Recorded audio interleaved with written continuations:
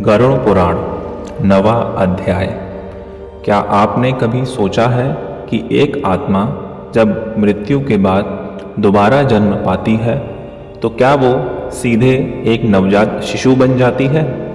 क्या नया जीवन सहज और पवित्र होता है? नहीं। गरुड़ पुराण कहता है, नया जन्म कोई उत्सव नहीं बल्कि आत्मा के लिए सबसे पहली और सबसे बड़ी सजा है। जब आत्मा अपने पुराने शरीर को त्याग देती है तो यमदूत उसे चित्रगुप्त के सामने लाते हैं। वहाँ हर कर्म का लेखा जोखा होता है। अगर कर्म इतने अच्छे हैं कि आत्मा को स्वर्ग मिले तो वह एक अलग मार्ग पर जाती है। अगर पाप भारी होते हैं तो आत्मा को नरक में भेजा जाता है। लेकिन जिनके कर्म मिश्रित होते हैं उन्हें दोबारा मानव योनि में जन्म लेने का आदेश दिया जाता है। अब शुरू होती है पुनर्जन्म की सबसे भयानक प्रक्रिया, आत्मा का गर्भ में प्रवेश। गरुड़ पुराण कहता है, जब आत्मा गर्भ में प्रवेश करती है तो वह 10 महीने तक उल्टा लटकी रहती है माँ के पेट के भीतर।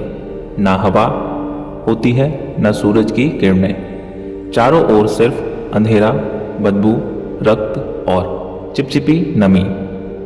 आत्मा हर दिन वहां तड़पती है। हर पल उसे अपने पिछले जन्म के पाप याद आते हैं। वो पुकारती है, हे प्रभु, मुझे क्षमा करो। मैं अब से अच्छे कर्म करूंगा, किसी को दुख नहीं दूंगा, किसी का अपमान नहीं करूंगा। मुझे बस एक और मौका चाहिए। और यह सिलसिला चलता रहता है पूरे 9 महीने तक।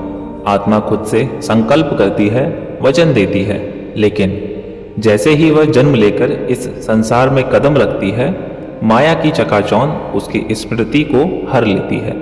वो सारे संकल्प टूट जाते हैं। फिर से वही अंधकार, वही लोभ, वही पाप, उसी चक्र में आत्मा फंस जाती है। गरुड़ पुराण यहीं पर सबसे बड़ी चेतावनी देता है, अगर इस जन्म में भी आत्मा नहीं जागी तो अगला जन्म शायद मिले ही ना, या फिर मिले तो किसी कीड़े, पशु या प्रेत के रूप में मिले।